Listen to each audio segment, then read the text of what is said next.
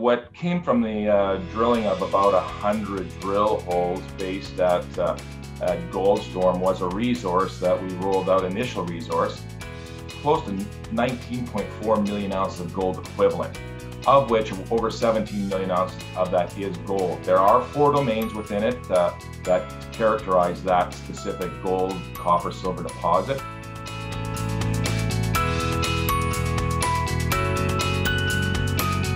Hello to everyone tuning into Assay TV. We're pleased to be sharing an update from Tudor Gold today, the precious and base metals explorer with properties in British Columbia's Golden Triangle. And I'm joined by Ken Konkin, President and CEO of the company. Ken, welcome. Thank you very much for having me. Great opportunity to share the story for Tudor Gold Corp. We're located, as you know, in the Golden Triangle in very well-known geological real estate, very valuable real estate. I think it's a great opportunity to have your subscribers and viewers see what we have accomplished in the last 2 to 3 years. Yeah, excellent. Indeed. Well, let's dive into that because you've had some good results come back from the flagship Treaty Creek project. Give the viewers a quick overview and then also take us through some of the highlights of the results. Yeah, absolutely. I think Treaty Creek has been a real eye-opener or shocker for everyone, including me. It began in 2019 with a brand new interpretation. We turned drills 180 degrees and came up with 2 years later, with just a very fast, short fuse, a resource of all things after 2 years of just drilling. We are located directly west of Assay Creek, as well as northeast of the famous KSM string of monster deposits, which is the world's largest undeveloped gold resource known, publicly held. I think as well, we have a great opportunity to find something that I was involved with at Pratium for the Valley of the Kings, the chance find, if you will, along that same structure, Bruce Jack Lake Fault. So this is a very dynamic project. The property has got immense potential beyond just the resource that we put out this time last year, basically. Yeah, excellent. Well, tell us a bit more about the drilling program then on, was it the Goldstorm deposit? Correct. What came from the drilling of about 100 drill holes based at Goldstorm was a resource that we rolled out, initial resource, of about close to 19.4 million ounces of gold equivalent, of which over 17 million ounces of that is gold. There are 4 domains within it that characterize that specific gold, copper, silver deposit. In addition, there were also discoveries made with 4 other major targets: the Eureka, the calm before the storm, and I think what arguably will be the biggest one is the perfect storm. And that's what's come out of the last 3 years of drilling. The latter 2 discoveries, calm before the storm and perfect storm, were really kind of better defined this year for sure. We knew about them from the year before, but we went after them a little more aggressively this year and finally drilled them with success. Excellent. Do you have any figures or any data of those drill results? Absolutely. The drilling of basically the Eureka, we had almost 220 meters of similar grades to our classic global resource of about 3/4 of a gram gold. So historically, they had very poor results. It was basically a difficult drilling. It was almost I kind of liken the phrase like drilling a gravel pit. So we brought in PQ head, the largest diameter we could possibly bring in, and drilled it with some really talented drillers that captured 98% of the core. And with those recoveries, we were able to demonstrate that, yes, in fact, there is a viable potential resource at Eureka. In addition, 300 meters to the north, one of my old tricks of the playbook is to sample the road cuts. And we did a beautiful road cut for access to our upper camp. And that came back with a similar result. There was a core value of over a gram that had a beautiful run of gold numbers that basically disappear into the moraine, which we'll go after this year. So pick up where you left off. Calm before the storm, just simply 3 holes, vectoring a prediction of spatial distribution where deposits should occur. And sure enough, we found massive sulfides on surface, laminated. That makes me think possibly VMS. First drill hole confirmed the surface anomaly, but the second drill hole spiked that very well with some extremely dynamic looking textures and gold values. Over a gram again gold, over sub 100 meters. So all the same characteristics that we see in Goldstorm, perfect storm, same concept going up to half the distance between Iron Cap and Goldstorm on that spatial distribution. Again, no surface expression of perfect storm, but yet right at surface, directly underneath 38 meters of ice, starts a 1 gram run for over almost 38 meters, I think it was, over a gram. And then kind of filters down. Those holes, those set of holes that we drilled at perfect storm, they were placed 300 meters apart. So we're not, we're really striding out looking for a giant here. We're not in tight drilling on one result, 25 meter step out from it, none of that. We hit and run, trying to get the center of mass of gold distribution as quick as possible. So much of that will be carried on in 2022. We're actually in the office with our geos, coming up with a plan for that to execute the drill program as we finished off from last year. Excellent. I want to ask a little bit more about that in a minute. But you also had some sampling results from the Eureka zone. Can you tell us about some of the discoveries within that? Yeah, the Eureka, like I say, it appears geologically, the interpretation to me is it's a great superficial expression, what might be the deep-seated roots of our deepest domain in Goldstorm. So when you look at the vast distance that we have to cover to connect it, it's 800 meters apart, but that is a very short distance when you're considering that these deposits typically are, the surface expression are over a kilometer. They're 1.6, 1.4 kilometers. We're well within the range. So my suspicion is that Eureka is the upper or the superficial expression of what the deepest domain DS5 is at Goldstorm, up dip along the basically a thrust fault, the same thrust fault. That's the interpretation. So in concert with simultaneous drilling of Goldstorm, we need to basically identify if in fact this is connected, because it's at surface resource with a 0 strip at present. So going forward, we will have drills on all those 4 targets. Excellent. Treaty Creek's really expanded then with this work that you've done so far, and the addition of these new targets, which is great news. You've mentioned simultaneous drilling and some of the strategy that you're mapping out with the geos, but just tell us in a little bit more detail, how you're going to expand the resource further. What's the program looking like in these new months of 2022? Great. 2022 is going to basically pick up where we left off. Our goal in 2021 was to take 30,000 meters and hopefully find the ends of what we left off with the initial resource, which was a 19.4 M&I and 7.9 million ounces of gold equivalent of drill basically inferred. So the goal in 2021 was to find basically the limits of the pit. Of course, we did not find the limits. We found stronger mineralization, much better developed copper mineralization, the CS600, a strengthening to the northeast aspect of the deposit. So we were pleasantly surprised when all drill holes hit, all intended drill holes hit. We had holes that failed. We couldn't get down through a certain moraine. We lost holes, that's certain. But every hole that we actually intended to complete hit, except for one hole, I think it was in 2020, that did not hit. So what a success ratio when every hole you hit adds to the resource. So we have yet to find the limits. It's open to all directions at depth at this moment.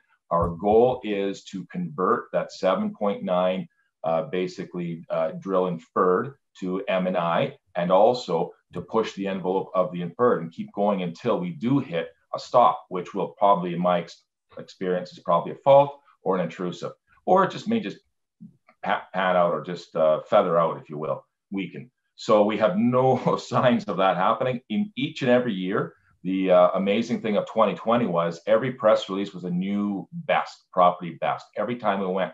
And that was just because we were marching in the direction of the vectoring, the northeast, which is the deepening of the pile. You'll see in a longitudinal section how the strength of mineralization not only gets a lot thicker, but stronger. So we're thinking we're getting closer to the source. We hope we are. It's going to be another, we estimate possibly 60 to 80,000 meters now to finish off the drilling of just Goldstorm. That's how large the target is. We're well beyond 1 billion tons now, well beyond that. I'm not at liberty to tell you exactly how many tons we've got, but the pleasant surprise is I think we've got a much better set of grades coming, because each domain has now a well-defined center core and nucleus of mineralization that carries much stronger grades, which are really crucial for when you're dealing with sub-level bulk mining extraction processes such as block caving. And I think this is one of the projects that I challenge anybody to find a better potential for, because how many geos wake up in the morning lacing up their boots saying, well, I've got to go convert 7.9 million ounces into M&I this summer, is one of their tasks. Like we're talking 3 thresholds almost of a world-class deposit on that, so which would be about 9 million. But yeah, we're extremely excited to get going, extremely happy with our participants, our shareholders, to continue to watch the story with us develop. So, and we're doing it as quick as possible. When you're drilling these long holes, it takes patience to wait for the results, but when they do come, they're well worth it. In fact, most of our best holes stopped in mineralization. We couldn't get through it. So we are bringing stronger drills, deeper drill holes. We've left casing in holes we think we can extend on. So buckle up. It's going to be a fast and furious 2020 for Tudor Gold for sure.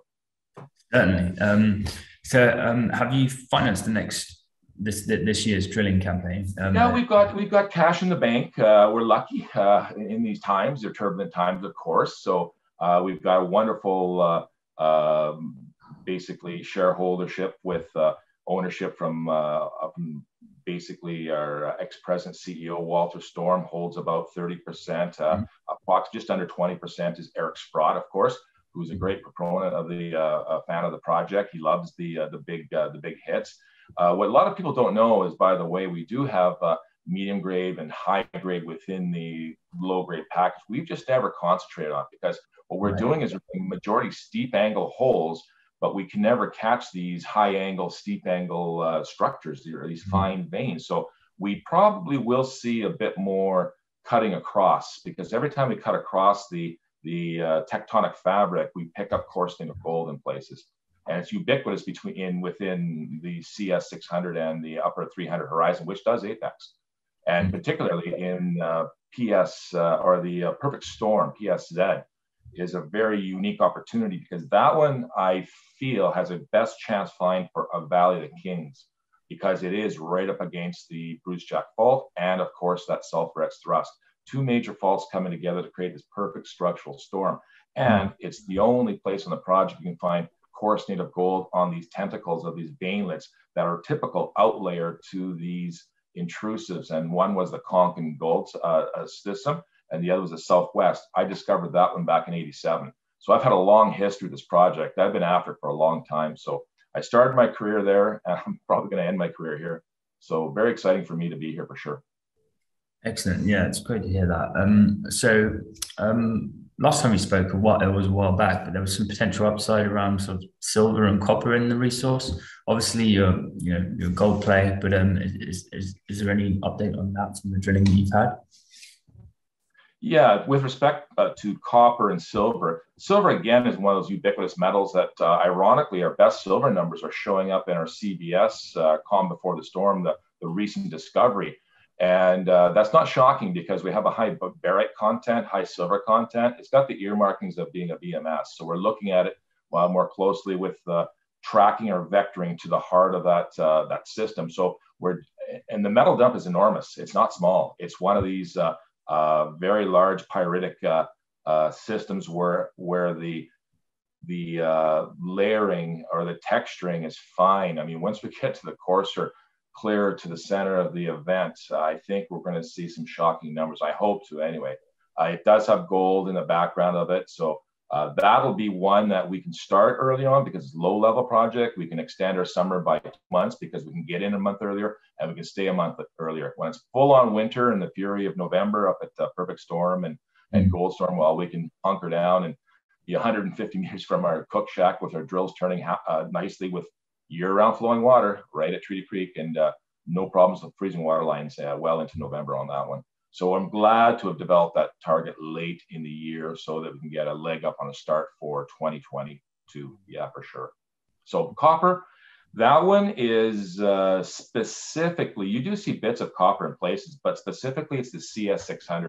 It's if you look at the resource, you'll note that we have a measured category. Of that measured aspect, all of that pertains to mostly the 300 horizon. Which is apex, and so clearly all the drill hole spacing on fans are very tight there. So all that's measured. The drill indicated where the fans splay apart is through the majority of the CS copper stream 600, which is 600 meters away from that upper thrust fault, which is the capping of the 300 horizon. So when you see that beautiful development to the northeast, I mean, there were shocking numbers of well past half a percent. We were up in 0.7 over 200 meter intervals of copper. So we've got intervals that run 560 odd meters of 0.49% copper. And the gold grade is still what the average overall gold equivalent grade is of 0.74. So we didn't lose the gold. I thought we'd be losing the system at this point, but it's like an N echelon system. It appears as 300 horizon is still strong, but we don't see it as a strong component where we see the big 2-3 gram core features within the center portion of Goldstorm. So we do see that still we see 970 meters a kilometer of 1 gram, which is gold only, which is extremely difficult. I don't know too many projects in the world that can boast that. I mean, you can hit, for example, 1 meter of a kilogram to get a 1,000 score, or you can drill a kilometer of 1 gram pure gold and take that 1,000 score. The latter is much more difficult, honestly, to get that. It's absolutely rare to see. So we've accomplished that.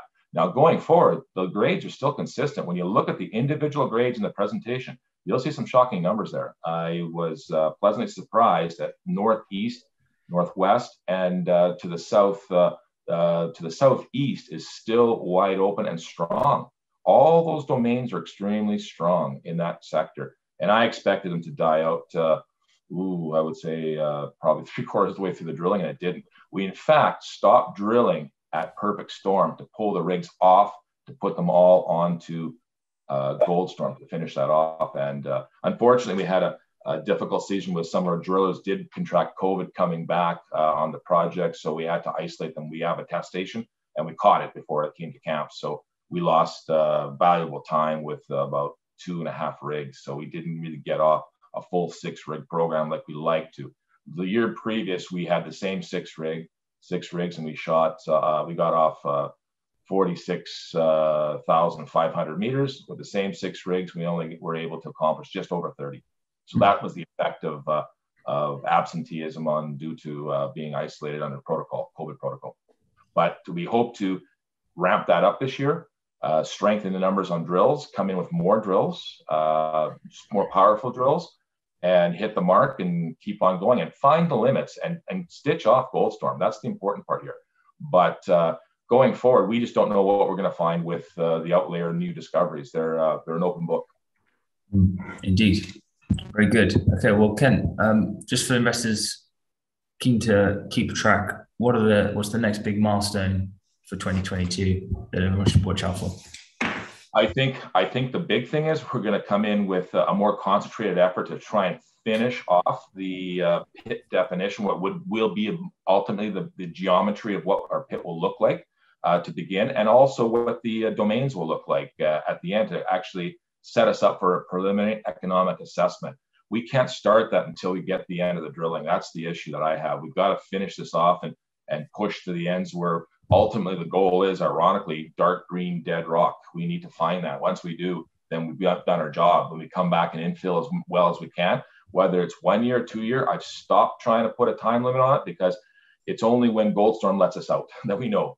and more drilling, because that's been our super a key to success. But we're bringing the principles forward. We're bringing all the environmental studies forward. We're looking at, we're trying to get an access road started. And I think Seabridge has done an excellent job by getting their permit forward and running. And they're actually currently constructing, as we speak, from the Glacier Creek crossing, the bridge crossing, that will connect us to a highway. It's a 25-kilometer build and about $1 million a kilometer. So we're talking 25 million bucks. So if you were to look at that, that's not a big price tag for having a road drive to accessible project that now opens up an entire infrastructure positive feature to the project. Because up till now, it's been winter road only. We've come in from Pratium in the winter and do a haul. So we'll be doing the same thing starting off with bringing in all supplies, equipment over from the Pratium ice road up and over to the north, and running along through the Treaty South Glacier and landing all our supplies by way of snowcat and overland haul for a month and a half. We're going to try and do what we've done the last 2 years, and it saves a lot of money in helicopter, because once that road ablates to where you're down to ice and crevices show up, we stop using it, and we go to helicopter support only. But that road will be a huge plus for both companies, Seabridge and Tudor. Excellent. Very good, Ken. Well, thanks very much for the update on some excellent drilling so far, and a really busy campaign ahead. And we look forward to catching up with Tudor Gold later in the year. Well, thank you for the opportunity anytime.